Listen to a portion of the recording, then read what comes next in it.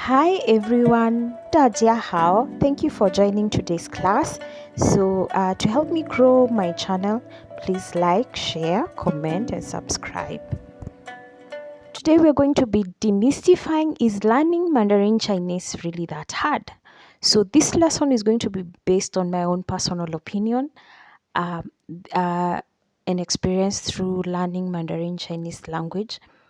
I believe any foreign language that one learns as a second or a third or a fourth language, of course, is going to be a little bit difficult. And maybe there are also a few things that make Mandarin Chinese learning harder because they are not components of your mother tongue or your first language. And I'm going to explain a few of them. So by the end of the class, I hope you will be encouraged to learn the language. I believe Mandarin at some point isn't that difficult. Of course, there are hitches here and there. There are parts you may feel are very difficult. There are parts you may feel that are really easy. So I believe that the parts you feel are easier or manageable, they'll keep you learning the language. The main language components of Mandarin are tones, characters, and grammar, and I'm going to introduce each of them. In Mandarin, we have 4 tones. We have the first, the second, the third, and the fourth tone. From personal experience, this was my hardest part of learning Chinese language, since English is my first language, and English is not a tonal language. So balancing the tones or saying the correct tone was quite a challenge, especially saying the correct tone, more so the second tone. I had a big problem with the second tone. But I think after the first 1-2 months, I was able to improve greatly. This is because my first experience learning Chinese language was in China. When I went to China, I just knew basic phrases, ni hao, ting budong, wobujidao, shishi. That's all I knew. So starting to learn in a class full of other foreign students where not everyone speaks English, the teacher has to speak Mandarin.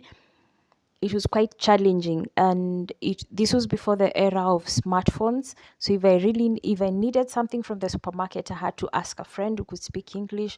How do I say this and this and this? How do I ask for this and this and this?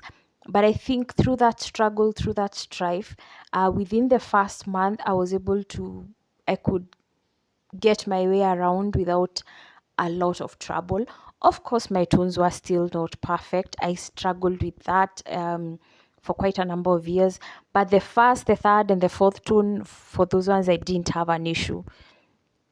One of the things I learned that greatly improved my Chinese speaking once I left China, or even when I was not interacting with Chinese while still in China, was listening to music. I love music. So I could sing a full Chinese song without even speaking or explaining what the song meant.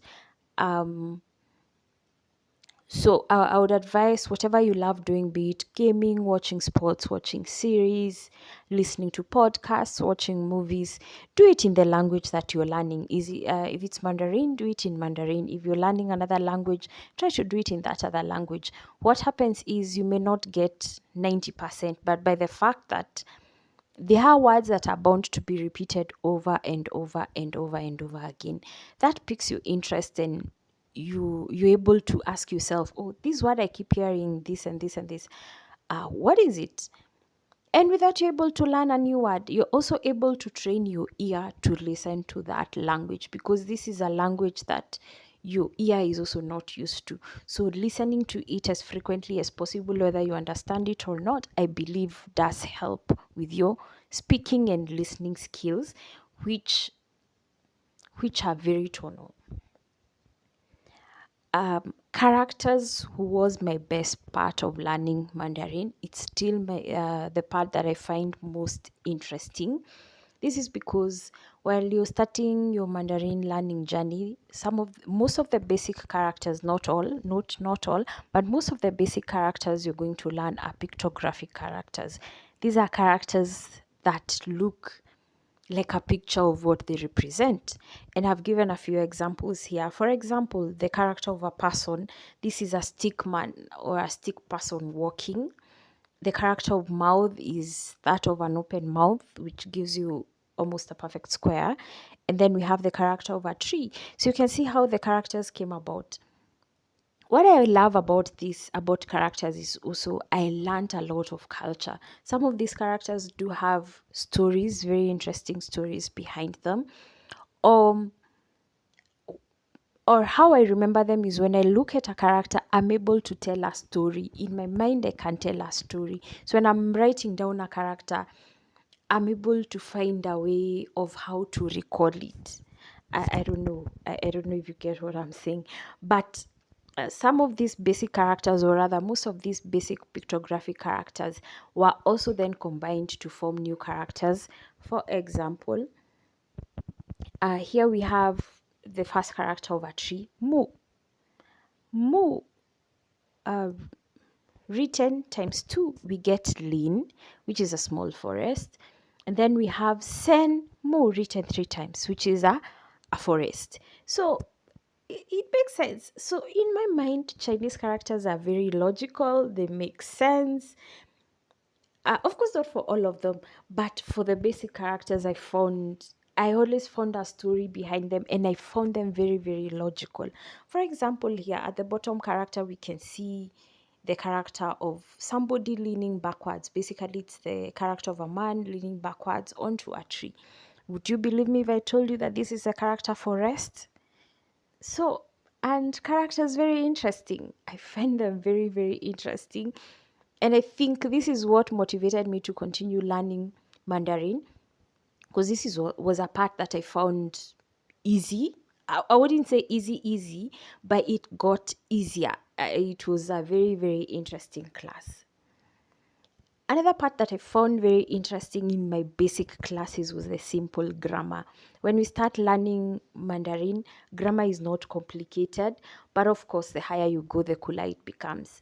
So when we started,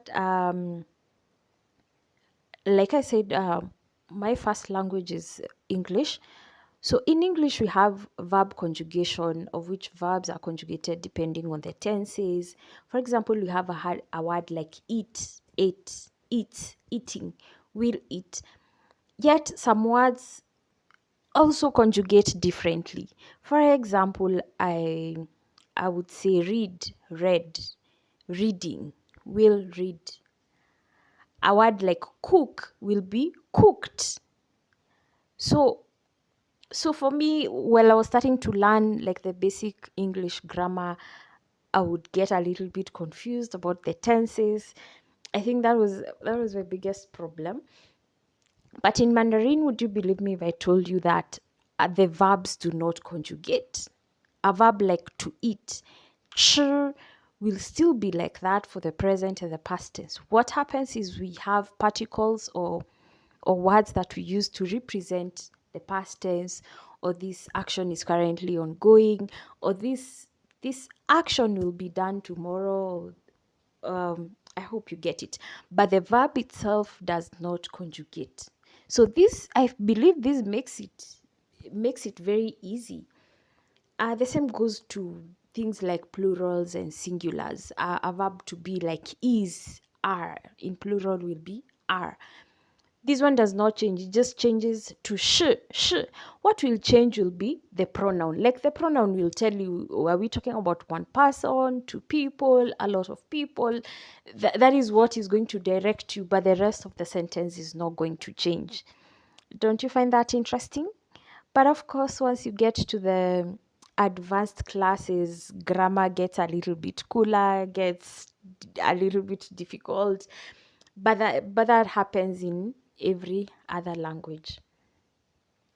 Building vocabulary is very important, and that is why I suggested while practicing your tones, listening to what you love, be it music, watching sports, movies, doing that in Mandarin or your target language makes it easier.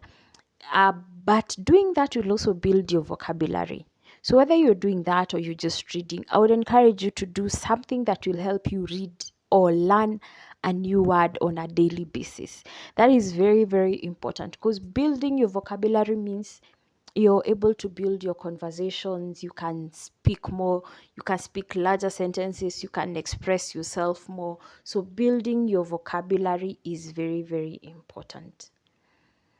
Another thing I found I loved about Mandarin was the culture, the Chinese culture. Chinese culture is very, very, very, very diverse. Seeing that this is a very old civilization and culture has evolved over ages and ages. But one thing I loved is learning the traditional culture as well as the modern culture. I believe understanding a people's culture while learning their language is very, very important, because you're able to understand where they come from, where they're heading to, or the direction they're heading to right now. You're also able to interact with them in nuances, such that there are some things in my culture I may do that are not offensive, but there are things in another culture I may say or do that are quite offensive. So it's very important to understand the traditional and the business culture, and we're going to be talking about this. And in conclusion, Lao Tzu said, "The journey of 1,000 miles begins with a step." So let's take the step. Don't listen to other people. Mandarin is hard, Mandarin is difficult, Mandarin is easy. In my own personal opinion, Mandarin was both easy and difficult. I had areas that I found easy that my classmates found hard, and there are areas that I found really, really hard that my classmates found very easy, and they helped me along. So it's all about finding your groove, finding that niche, finding the area that you love, that you can capitalize on to help you build your love for the language, but also understanding that I'm struggling with this other part. So understanding that you'll be able to find a way to look for solutions, or rather to help you strengthen that area. But for me, no language is easy, no language is hard until you experience it and make a conclusion for yourself. So remember, roads were made for journeys and not destinations. And what would a journey be if it doesn't have a few challenges here and there? So I hope you're going to join me on this journey as you learn Mandarin. I'm going to be posting different classes, the listening and speaking skills, the grammar, and the character classes, as well as culture. So I hope you're going to join me. Please like, share, click on the notification bell. Make sure to comment down below if you have a question. If you're an old Chinese student and you have a few questions here and there, please do post. If you're a new student and you're curious about something, please do post. If you're preparing for HSK level 1 all the way to level 6, please put a comment there, and I'll help you with your question. Thank you for joining me. I hope to see you next time. Bye bye. 再见。谢谢你们。